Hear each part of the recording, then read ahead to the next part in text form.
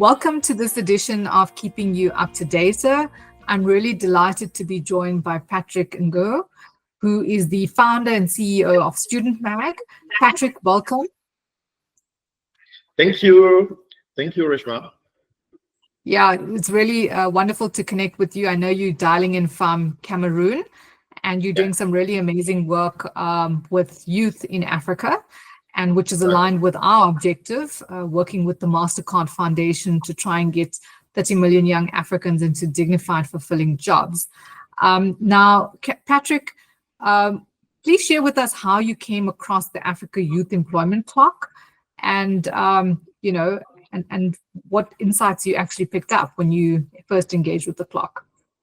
Okay. Thank you for the question. I was browsing the LinkedIn, and then I was checking about those opportunities on MasterCard Foundation, and I failed on that interview of one of your data scientists presenting the awesome work you're doing. So I just popped on your website and I checked the website. I saw the great work you're doing, and then I decided to drop you an email because I think the work that you're doing is just aligned with what we're doing. So it's a continuation. So I decided to drop you an email, and then then you contacted me. Brilliant. And can you share with us a little bit more about the work you are leading at Student Mag to connect young people to work in Africa? Yeah. Student Mag is a multi-award-winning digital platform dedicated to solving education and employment mismatches.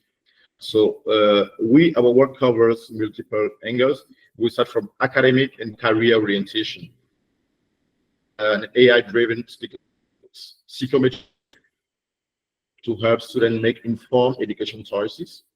We have university directories and mobility services that provide students with access to 1,400 universities across Africa, facilitating academic mobility, but first orientation as well.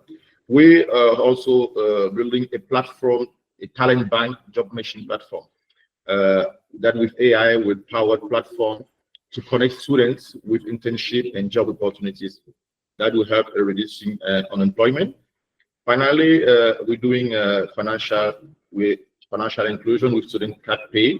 I mean, student pay is a card that provides students with discounts on tuition, transport, shopping, and health services.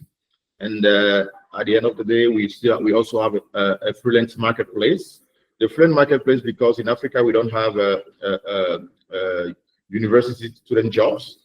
Okay, student jobs. So the marketplace will help students that are really efficient to post their jobs and then to get some return from some customers. So that's why it's a unique platform that brings together all the stakeholders and then empowering those kids. That's incredible, Patrick, building this ecosystem out, and I think joining and aligning with partners on the continent.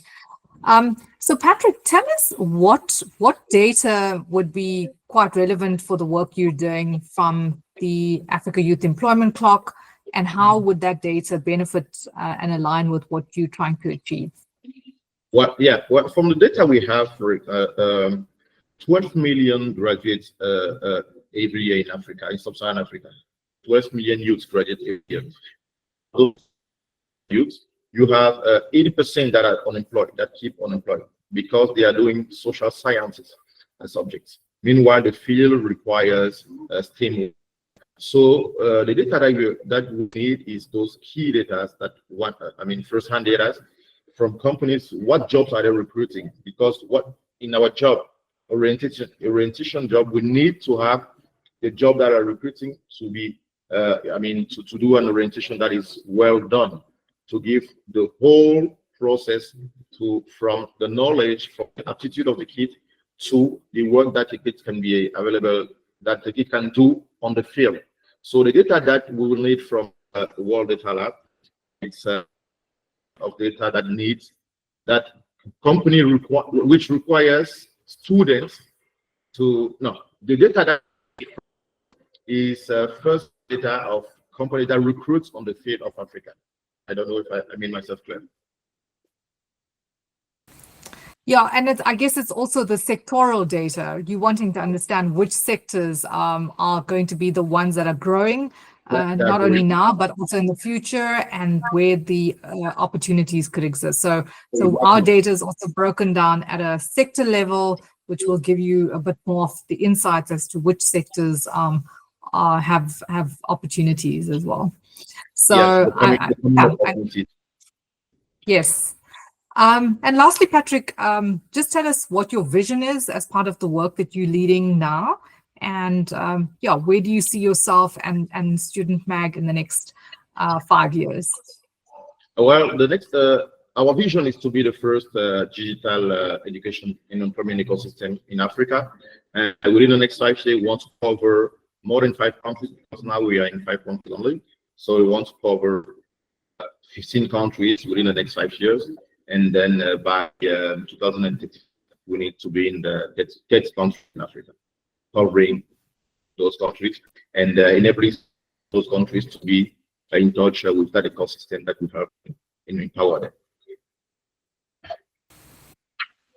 Excellent, Patrick. Well, wishing you all of the best on this journey, and you know, we stand ready to support you in any way, and looking forward to collaborating with you and seeing the success of your initiative, kind of having that impact and that reach across Africa.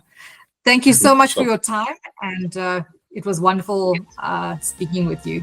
Thank you. Thank you so much. Bye-bye.